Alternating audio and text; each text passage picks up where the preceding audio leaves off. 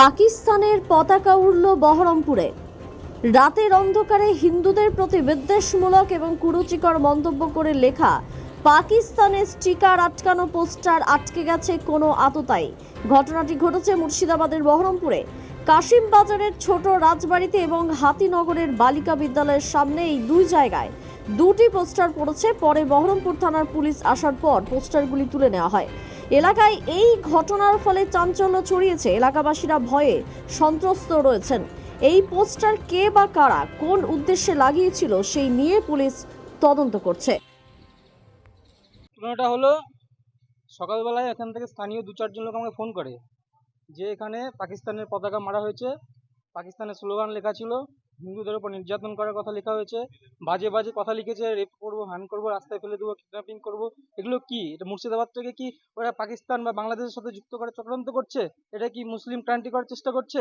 আমরা কি মানে এমন একটা বিহেভ তৈরি করছে এখানে যে আমরা হিন্দু মুসলিম ভাই ভাই যে সম্প্রীতি বজায় রাখার চেষ্টা করছি, আমরা নিজেরা বলছি যে সবাই ভাই ভাই সমানভাবে চলবো, কিন্তু এরা চাইছে না।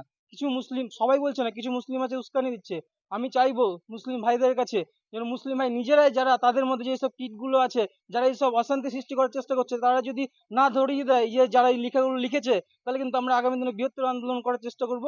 এবং আগামী দিনে আমি কেন্দ্র সরকারের কাছে অ্যাপিল করবো যেন এই মুর্শিদাবাদটাকে কেন্দ্রশাসিত অঞ্চল করা হোক, বা এখানে অল টাইম বিএসএফ বা অন্য কোনো শাসনের দিয়ে মানে এই জায়গাটা পরিচালনা করা হোক। আমরা রাজ্য সরকারের প্রতি কোনো আস্থা পাচ্ছি না এইসব কারণে। অবশ্যই আতঙ্কিত। এখানে যে রাজ স্কুল, এখানে কত আদিবাসী সম্প্রদায়ের মহিলারা পড়তে আসে, হিন্দু সম্প্রদায়ের মহিলারা পড়তে আসে, তারা কিভাবে সুরক্ষিত থাকবে? এখন দিনের বেলা এসে পোস্টার দেখা যাচ্ছে, রাত্রিবেলা কেউ তুলে নিয়ে চলে যায়, তাহলে কি হবে? তাহলে সন্দেহ কিছু নাই, কিন্তু আমি একটা জিনিস অবাক হয়ে যাচ্ছি, এখানে পুলিশ কি ভূমিকা পালন করছে? এসে পোস্টারটা তুলে নিল, কোনো স্টেপ নিচ্ছে না। আশেপাশে সিসিটিভি ক্যামেরা চেক করা উচিত, কে করেছে সঠিক তদন্ত করে দেওয়া উচিত। কেন হয়েছে এগুলো? পুলিশ যদি চুপচাপ থাকে তাহলে এগুলো কি করে হবে?